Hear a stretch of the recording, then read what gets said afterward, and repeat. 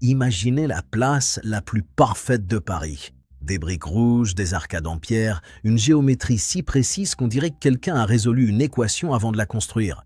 Et savoir que le sol sous le gravier était, il n'y a pas si longtemps à l'échelle de l'histoire, un champ de joutes où un roi est mort dans la boue parce qu'il n'a pas su s'arrêter quand il l'aurait dû. Place des Vosges, 4e arrondissement. C'est ici que des enfants courent après les pigeons, qu'un quatuor à cordes s'installe près de la fontaine, que les galeries sous les arcades vendent des tableaux à des prix qui feraient pleurer, et j'ai envie de vous dire ce qu'est vraiment cet endroit. Car une mort survenue sur ce terrain a changé le cours de l'histoire de France, déclenché 15 années de vengeance, mis fin à un sport et laissé un champ vide assez longtemps pour qu'un roi tout à fait différent y construise l'une des places les plus influentes de l'histoire européenne. Nous allons y venir, mais d'abord, placez-vous au centre et observez l'endroit où vous vous trouvez. 36 pavillons, 4 côtés parfaitement égaux, une fontaine au milieu, du gravier sous les pieds. Personne à Paris n'avait jamais vu quelque chose de semblable lors de son inauguration en 1612. Une géométrie urbaine planifiée, importée directement de la théorie de la Renaissance italienne, imposée à une ville de dédales médiévaux et de ruelles tortueuses. La symétrie n'était pas une simple préférence esthétique, c'était le pouvoir politique. Cela disait, le roi ordonne même l'espace lui-même. Et l'homme derrière tout cela, Henri IV, avait une raison très précise de choisir ce terrain en particulier. Un champ resté vide pendant des décennies, considéré par beaucoup comme maudit. Il a regardé ce terrain maudit et y a vu un plan. Étrangement, il a été assassiné en 1610, un an avant l'inauguration. Le projet le plus ambitieux de son règne a été achevé sans qu'il ne mette jamais les pieds dans la place terminée. Mais avant Henri IV, il faut que je vous raconte ce qui s'est passé ici en juin 1559, car c'est là que cette histoire commence vraiment. Tenez-vous du côté nord, au pavillon du roi, le plus grandiose des pavillons, celui dont le toit est légèrement plus haut. En 1559, ce n'était pas un pavillon. C'était là que se trouvait la tribune royale.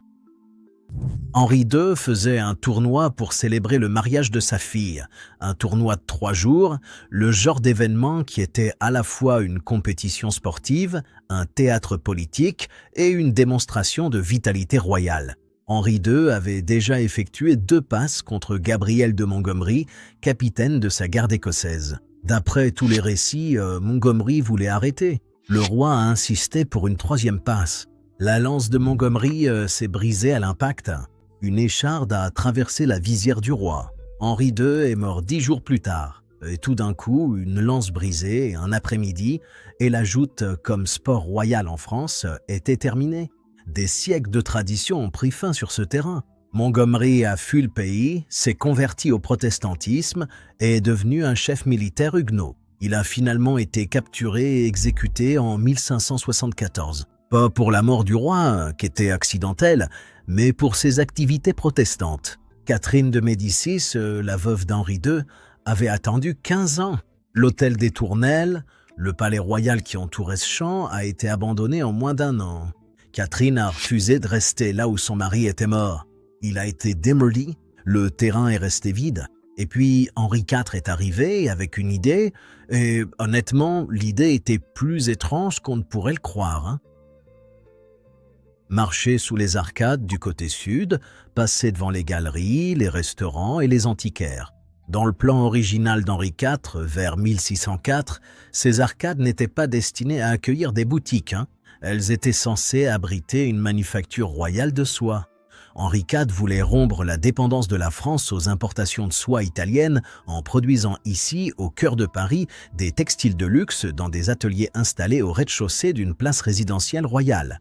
Le projet a échoué à cause de problèmes techniques, de la résistance des ouvriers et de la mort du ministre qui l'avait soutenu.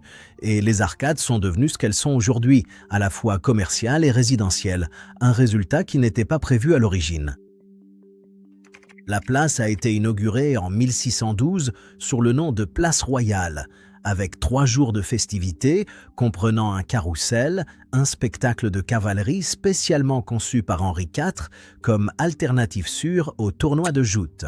Le même spectacle, les mêmes chevaux, la même foule, mais chorégraphié. Pas de lance susceptible de se briger. Il a remplacé ce qu'avait tué son prédécesseur par quelque chose qui lui ressemblait en tout point, mais qui ne pouvait tuer personne. Et en moins de 10 ans, la place était devenue l'adresse la plus en vogue de Paris. Regardez le coin nord-est au numéro 21, où une plaque indique aujourd'hui la maison de Victor Hugo.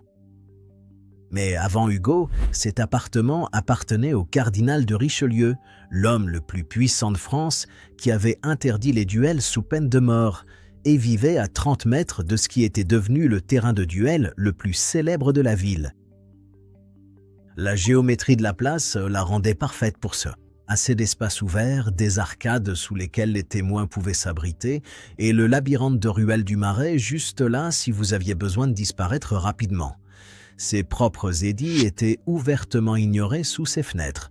L'interdiction de Richelieu avait été déclenchée par un duel entre deux de ses propres alliés qui avait coûté la vie à l'un d'eux pour une broutille.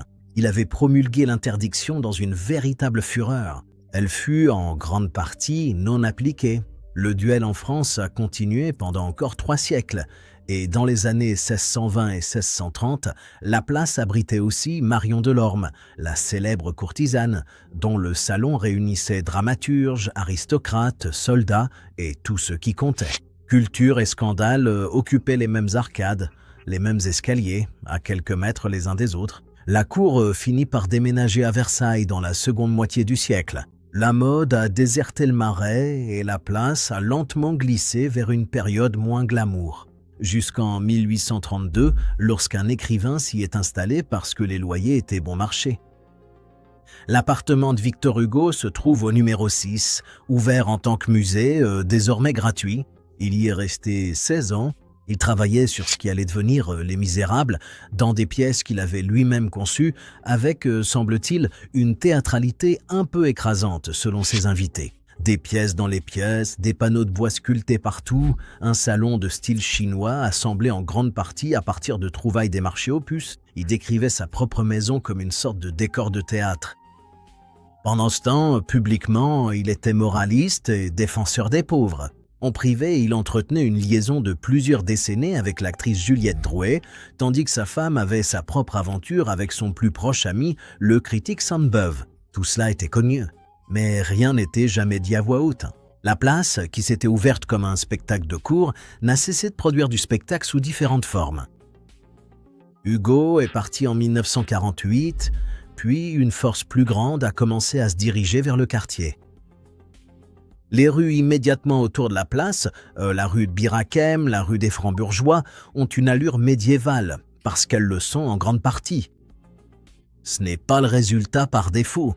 Dans les années 1850 et 1860, la refonte de Paris par Haussmann prévoyait des tracés de boulevards qui auraient pu traverser directement le Marais, risquant de renier la place ou d'exiger la démolition du tissu urbain du XVIIe siècle qui l'entoure.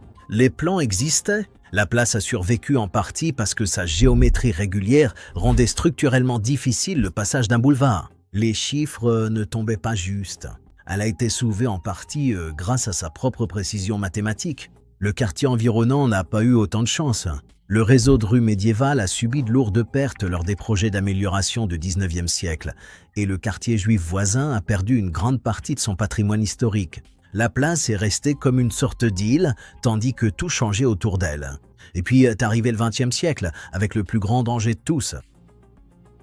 Au cours des décennies d'après-guerre, le Marais était tombé dans un état de délabrement avancé. Des appartements subdivisés, des façades en ruine, officiellement classés dans certains recensements comme un taudis. Dans les années 1950, des projets de réaménagement complet du quartier ont été proposés, ce qui aurait signifié la démolition d'une grande partie du tissu du XVIIe siècle autour de la place et aurait fondamentalement modifié son contexte historique. Ce qui a stoppé cela, c'est la loi Malraux de 1962, la première véritable législation française sur la préservation du patrimoine, portée par André Malraux, ministre des Affaires culturelles, avec le Marais comme l'un de ses principaux cas d'essai. La loi a créé des zones protégées où la restauration a remplacé la démolition. Ça a marché, la place et ses environs ont été sauvés, puis la restauration a fait grimper les loyers, a chassé les communautés ouvrières et immigrées qui vivaient dans le Marais depuis des générations et a remplacé un quartier authentique à usage mixte par la zone de luxe et touristique où vous vous trouvez en ce moment. Les bâtiments ont survécu, la communauté non. C'est le paradoxe de la préservation, et c'est ce qui vous entoure, parfaitement entretenu mais un peu creux en son qu'est là. Nous y voilà. Même gravier, même fontaine, même géométrie qui existe ici depuis 1612. Henri II est mort dans la boue quelque part, juste sous vos pieds, sur un terrain qui n'existe plus. Henri IV a conçu cette place et a été tué avant de l'avoir terminée. Richelieu a interdit les duels à 30 mètres d'ici, là même où les duels continuaient d'avoir lieu. Hugo a écrit sur la souffrance des pauvres dans un appartement qui se trouve aujourd'hui au-dessus de l'une des adresses les plus chères de Paris. Un quatuor à cordes joue près de la fontaine. Les arcades sont pleines de galeries. La géométrie est impeccable. Ça a toujours été une scène. Elle a été construite pour en être une par un roi qui a transformé un champ de joutes maudit en une déclaration d'ordre et de pouvoir. La distribution change sans cesse, la scène non, et la place ne se souvient de rien, ce qui est exactement ce pourquoi elle a été conçue.